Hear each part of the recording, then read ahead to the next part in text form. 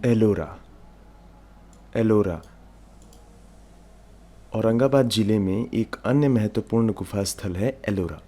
ठीक है, ये कहाँ पे स्थित है? तो ये औरंगाबाद ज़िले में स्थित है। यह अजंता से 100 किलोमीटर की दूरी पर स्थित है।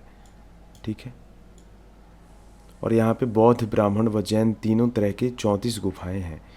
देश में कलाओं के इतिहास की दृष्टि से यही एक ऐसा अनुपम स्थल है जहाँ ईसा की 5वीं शताब्दी से लेकर 11वीं शताब्दी तक के 3 भिन्न भिन्न धर्मों के मठ, धर्म भवन एक साथ पाए जाते हैं। ठीक है, ये इम्पॉर्टेंट पॉइंट हो सकता है तो इसको हाईलाइट कर लेते हैं। इसके अलावा यह अनेक शैलियों के संगम के रूप में भी बेजोड़ है। एलोरा और औरंगाबाद की गुफाएं दो धर्मों, विशेष रूप से बौद्ध धर्म और ब्राह्मण धर्म के बीच चल रहे अंतरों को दर्शाती है। वहाँ बाहर बौद्ध गुफाएं हैं जहाँ बौद्ध धर्म की वज्रयान संप्रदाय की अनेक प्रतिमाएं हैं, जैसे तारा, माया, महामयूरी, अक्षोभ्य, अवलोकितेश्वर, मैत्रेय, अमिताभ आदि की प्रतिमाएं प्रस्तुत की गई हैं। बौद्ध गुफाएं आकार की दृष्टि से काफ़ी बड़ी हैं और उनमें 1, 2 यहाँ तक कि 3 मंजिलें हैं। उनके स्तंभ विशालकाय हैं।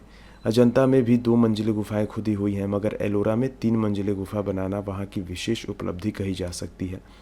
ऐसी गुफाओं पर प्लास्टर और रंग रोगन किया गया था। अधिष्ठाता बुद्ध की प्रतिमाएं आकार में बड़ी हैं और पद्मपाणि तथा वज्रपाणि की प्रतिमाएं आमतौर पर उनके अंगरक्षक के रूप में बनाई गई है। गुफा संख्या 12, जो कि एक 3 मंजिली गुफा है, उसमें तारा, अवलोकितेश्वर, मानुषी, बुद्धों और वैरचनों, अक्षोभ्य, रतन संभव, अमिताभ, अमोघ सिद्धि, वज्रसत्व और वज्रराज की प्रतिमाएं उपलब्ध हैं। दूसरी ओर ब्राह्मण धर्म की तो एक ही 2 मंजिल गुफा यानी गुफा संख्या 14 है। स्तंभों के डिजाइन बौद्ध गुफाओं में बनने शुरू हुए थे और जब वे विकसित होते होते 9वीं शताब्दी की जैन गुफाओं में पहुंचे तो वे अत्यंत अलंकृत हो गए और उनके सजात्मक रूप में भारी उभार आ गया। ब्राह्मणिक गुफा संख्या 13 से 28 में अनेक प्रतिमाएं पाई जाती हैं। उनमें से कई गुफाएं शैव धर्म को समर्पित हैं, परंतु उनमें शिव और विष्णु तथा पौराणिक कथाओं के अनुसार उनके अवतारों की प्रतिमाएं प्रस्तुत की गई हैं। शैव कथा प्रसंगों में कैलाश पर्वत को उठाए हुए रावण, अंधासुर वध, कल्याण सुंदर जैसे प्रसंग स्थान स्थान पर चित्रित किए गए हैं, जबकि वैष्णव कथा प्रसंगों में विष्णु के विभिन्न अवतारों को दर्शाया गया है। एलोरा की प्रतिमाएं अति विशाल हैं। उनका आयतन बाहर निकला हुआ है जो चित्र की परिधि में गहराई उत्पन्न करता है। प्रतिमाएं भारी हैं और उनमें मूर्ति कला का शानदार प्रदर्शन किया गया है। एलोरा में अनेक कलाकार विभिन्न भिन्न स्थलों जैसे कि विदर्भ, महाराष्ट्र, कर्नाटक, तमिलनाडु आदि से आए थे और उन्होंने प्रतिमाओं को उकेरा था। इसलिए मूर्तिकला की शैलियों की दृष्टि से भारत में इसे अनेक शैलियों का संगम स्थान कहा जाता है। गुफा संख्या 16 को कैलाश लेनी कहा जाता है। यहाँ केवल अकेली गुफा को काटकर एक शैल मंदिर बनाया गया है। इसे वास्तव में कलाकारों की एक अनुपम उपलब्धि कहा जा सकता है। इस पर अगले अध्याय में भी चर्चा की जाएगी। महत्वपूर्ण शैव गुफाओं में गुफा संख्या 29 और 21 उल्लेखनीय है। गुफा संख्या 29 की योजना मुख्य रूप से एलिफेंटा जैसी ही है। गुफा संख्या 29, 21, 17, 14 और 16 की मूर्ति कलात्मक विशेषता, विशालता, स्मारकीयता और चित्र में प्रदर्शित गतिशीलता की दृष्टि से आश्चर्यजनक है। एक अन्य उल्लेखनीय गुफा स्थल बाघ है। बौद्ध भित्ति चित्रों वाली बाघ गुफाएं मध्य प्रदेश के धार जिला मुख्य एक अन्य उल्लेखनीय गुफा स्थल बाघ गुफा है। बाघ गुफाएं मध्य प्रदेश के धार जिला मुख्यालय से 97 किलोमीटर की दूरी पर स्थित है। ये गुफाएं प्राकृतिक नहीं है, अपितु चट्टानों को काटकर बनाई गई है। ये प्राचीन समय में सातवाहन काल में बनाई गई थी। अजंता जैसी बाघ गुफाओं का निर्माण कुशल शिल्पकारों द्वारा सीधे बलुए पत्थर पर किया गया है, जिसकी मुख्य बघानी नामक मौसमी नदी की तरफ है। आज मूल 9 गुफाओं में से केवल 5 गुफाएं बची हैं, जिसमें से सभी भिक्षुओं के विहार या चतुकोष्ण वाले विश्राम स्थान हैं। इनमें लघु कक्षों के पीछे चैत्य अर्थात प्रार्थना कक्ष होता है। इन 5 गुफाओं में सबसे महत्वपूर्ण गुफा है संख्या 4 है, जिसे आमतौर पर रंग महल के नाम से जाना जाता है, जहां दीवार और छत पर चित्र अभी भी दिखाई देते हैं। गुफा संख्या 2, 3, 5 एवं 7 में भी दीवारों और छतों पर भित्ति चित्रों को देखा जा सकता है। इसमें लाल भूले रंग के पत्थर की किरकिरे से तैयार मोटे पलस्तर से इन दीवारों और छतों को बनाया गया था। इनमें सबसे सुंदर चित्रों में से एक गुफा संख्या 4 बरामदे की दीवार पर है। भारतीय शास्त्रीय कला को और अधिक हानि न होने के लिए इसलिए 1982 में इन चित्रों को ग्वालियर के पुरातात्विक संग्रहालय में पुनः स्थापित किया गया, जिसे वहां देखा जा सकता है। ये एलिफेंटा गुफा द्वार है। एलिफेंटा एवं अन्य स्थल। मुंबई के पास स्थित एलिफेंटा गुफाएं शैव धर्म से संबंधित है।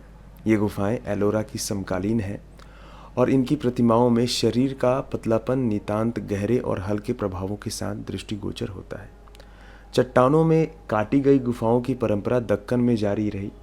वे गुफाएं महाराष्ट्र में नहीं बल्कि कर्नाटक में चालुक्य राजाओं के संरक्षण में, मुख्य रूप से बादामी व ऐहोली में तथा आंध्र प्रदेश में के विजयवाड़ा क्षेत्र में और तमिलनाडु के पल्लव राजाओं के संरक्षण में मुख्यतः महाबलीपुरम में पाई गई है। देश में ईसा की 6ठी शताब्दी के बाद कला इतिहास का विकास राजनीतिक स्तर पर अत्यधिक हुआ, जबकि इससे पहले ऐतिहासिक कालों में वह जनता के सामूहिक संरक्षण में अधिक फला फूला था। यहाँ मिट्टी की छोटी छोटी आकृतियों का उल्लेख कर देना भी समीचीन होगा, जो देश भर में स्थान स्थान पर पाई गई है। उनसे यह प्रकट होता है कि पत्थर की धार्मिक मूर्तिकला पर की परंपरा के साथ साथ समानांतर रूप से स्वतंत्र स्थानीय परंपरा भी चलती रहती थी। पक्की मिट्टी की अनेक प्रतिमाएं भिन्न भिन्न छोटे बड़े आकारों में सर्वत्र पाई गई है, जिससे उनकी लोकप्रियता का पता चलता है। उनमें से कुछ खिलौने हैं, कुछ छोटी छोटी धार्मिक आकृतियां हैं और कुछ विश्वास के आधार पर कष्टों तथा पीड़ाओं के निवारण के लिए बनाई गई लघु मूर्तियां हैं। पूर्वी भारत की गुफा परंपरा। पश्चिमी भारत के समान पूर्वी भारत में भी विशेषकर आंध्र प्रदेश और ओडिशा के तटीय क्षेत्रों में बौद्ध गुफाओं का निर्माण हुआ। आंध्र प्रदेश में एलुरु जिले में स्थित गुंटापल्ली इनमें से एक प्रमुख स्थल है। मठों की संरचना के पहाड़ों में गुफाओं का निर्माण हुआ। उदयगिरी खंडगिरी गुफा भुवनेश्वर के समीप। संभवतः यह एक ऐसा विशेष स्थल है जहां स्तूप, विहार एवं गुफाओं का एक स्थान पर निर्माण हुआ। गुंटापल्ली के चैत्य की गुफा गोलाकार है एवं प्रवेश द्वार चैत्य के रूप में बना है। पश्चिमी भारत की अन्य गुफाओं की तुलना में ये गुफाएं छोटी हैं। विहार गुफाओं का निर्माण अधिक संख्या में हुआ है। अधिक छोटी होने के बावजूद मुख्य विहार गुफाएं बाहर से चैत्य तोरणों से सजी हुई है। ये गुफाएं आयताकार हैं, जिनकी छतें मेहराबदार है और जो बिना बड़े कक्ष के 1 मंजिल या 2 मंजिल है। इनका निर्माण इसी ईसा पूर्व 2री शताब्दी में हुआ था। इसके बाद के काल में कुछ विहार गुफाओं का निर्माण हुआ। गुंटापल्ली के अतिरिक्त रामपरेपलम एक अन्य महत्वपूर्ण स्थल है, जहां पहाड़ी के ऊपर चट्टान को काटकर एक छोटे स्तूप का निर्माण हुआ है। विशाखापट्टनम आंध्र प्रदेश के समीप अनकापल्ली में गुफाओं का निर्माण हुआ और 4वीं 5वीं शताब्दी ईस्वी में पहाड़ी के ऊपर चट्टानें काटकर एक बड़ा सा स्तूप बनाया गया। यह एक ऐसा विशिष्ट स्थल है जहाँ पे चट्टान काटकर देश का सबसे बड़ा स्तूप का निर्माण हुआ। इस पहाड़ी के चारों ओर पूजा करने के लिए अनेक स्तूपों का निर्माण किया गया। ओडिशा में भी चट्टान काटकर गुफा बनाने की परंपरा रही। खंडगिरी, उदयगिरी इसके सबसे आरंभिक उदाहरण है, जो भुवनेश्वर के समीप स्थित हैं। ये गुफाएं फैली हुई हैं, जिनमें खारवेल जैन राजाओं के शिलालेख पाए जाते हैं। शिलालेखों के अनुसार ये गुफाएं जैन मुनियों के लिए थी। इनमें से कई मात्र एक अक्ष बनी हुई है। कुछ गुफाओं को बड़ी चट्टानों में पशु का आकार देकर बनाया गया। बड़ी गुफाओं में आगे स्तंभों की कड़ी बनाकर बरामदे के पिछले भाग में कक्षों का निर्माण किया गया। इन कक्षों के प्रवेश का ऊपरी भाग चैत्य तोरणों आज भी प्रचलित स्थानीय लोक गाथाओं के संदर्भ में सुसज्जित है। ये सांची स्तूप है।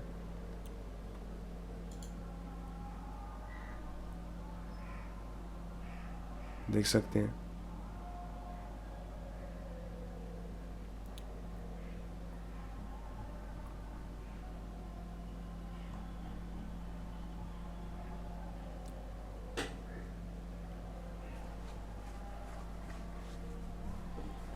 क्वेश्चन आ सकता है कि सांची का स्तूप कहाँ है। तो भोपाल मध्य प्रदेश से लगभग 50 किलोमीटर की दूरी पर स्थित सांची यूनेस्को द्वारा घोषित एक विश्व धरोहर स्थल है। ठीक है, जो सांची है, यहाँ अनेक छोटे बड़े स्तूप हैं, जिनमें 3 मुख्य अर्थात स्तूप संख्या 1, संख्या 2 और संख्या 3। ऐसा माना जाता है कि स्तूप संख्या 1 में बुद्ध के अवशेष हैं। स्तूप संख्या 2 में उनसे कम प्रसिद्ध उनसे 10 आरतों के अवशेष हैं, जो 3 अलग अलग पीढ़ियों के थे। उनके नाम उनकी अवशेष पेटिकाओं पर लिखे हुए हैं। और स्तूप संख्या 3 में सारीपुत और महामौगालयन के अवशेष रखे हैं। स्तूप संख्या 1 जो नक्काशी के लिए प्रसिद्ध है, स्तूप वास्तुकला का एक उत्कृष्ट उदाहरण है। अपने मूल रूप से यह स्तूप एक ईंटों का छोटा ढांचा था, जो आगे चलकर बड़ा बना दिया गया और पत्थर, वेदिका और तोरण से सुसज्जित कर दिया गया। अशोक सिंह शीर्ष स्तंभ एक शिलालेख के साथ इस स्तूप के दक्षिणी ओर पाया जाता है, जिससे पता चलता है कि सांची में मठिया एवं कलात्मक क्रियाकलाप केंद्र के रूप में गतिविधि कैसे प्रारंभ हुई। सबसे पहले दक्षिण की ओर प्रवेश द्वार बनाया गया, उसके बाद अन्य द्वार बने। स्तूप के चारों ओर प्रदक्षिणा पथ भी है। ऐसा प्रदक्षिणा पथ इसलिए स्थल पर पाया जाता है और कहीं नहीं। स्तूप के चारों द्वार स्वयं बुद्ध के जीवन, विभिन्न घटनाओं और महत्वपूर्ण स्थानों पर अशोक के जाने के बारे में ऐतिहासिक आख्यानों से संबंधित दृश्यों में से पूरी तरह सजे हुए हैं।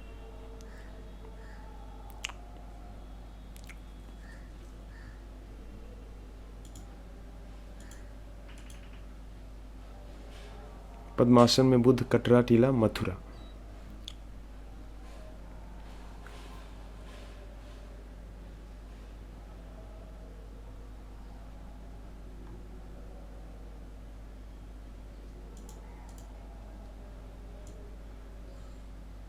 बुद्धमुख की प्रतिमा, तक्षशिला। आज के पाकिस्तान के प्राचीन गंधार क्षेत्र में स्थित तक्षशिला से प्राप्त बुद्ध की प्रतिमा ईसा की 2री शताब्दी के कुषाण काल की है। तो ये आ सकता है कि किस काल की है, तो कुषाण काल की है।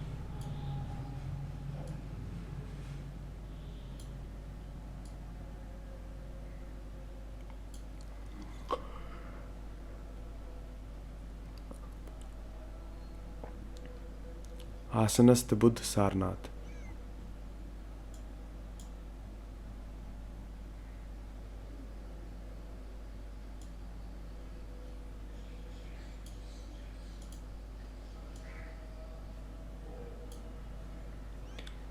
यह चुनार के बलुआ पत्थर से बनी हुई है। इसमें बौद्ध को पद्मासन लगाए सिंहासन विराजमान दिखाया गया।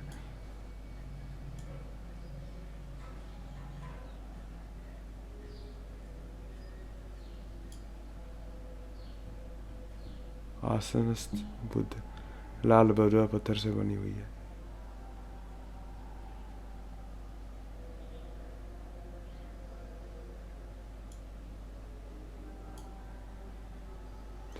शरीर पतला और संतुलित है, लेकिन कुछ लंबा दिखाया गया है।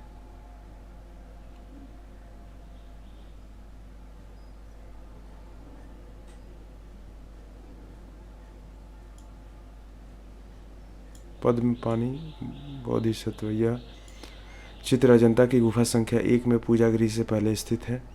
आंतरिक बड़े कक्ष की पिछली दीवार पर चित्रित है। इनमें बोधिसत्व को एक पद्म यानी कमल पकड़े हुए दिखाया गया है। उनके कंधे बड़े हैं, शरीर में 3 मोड़ हैं।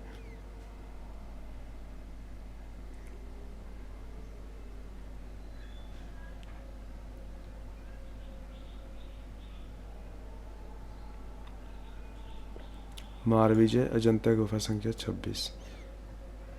मारविजय का विषय अजंता की गुफाओं के चित्र में चित्रित किया गया है। यही एक मूर्ति कलात्मक प्रतिरूपण है, जिसे अजंता की गुफा संख्या 26 की दाहिनी दीवार पर प्रस्तुत किया गया है। यह मूर्ति बुद्ध की महापरिनिर्वाण की विशाल प्रतिमा के पास बनाई गई है। मूर्ति फलक में बुद्ध की आकृति को बीच में मार की पुत्री और सेना के साथ घिरा हुआ दिखाया गया है। ज्ञानोदय का हिस्सा है।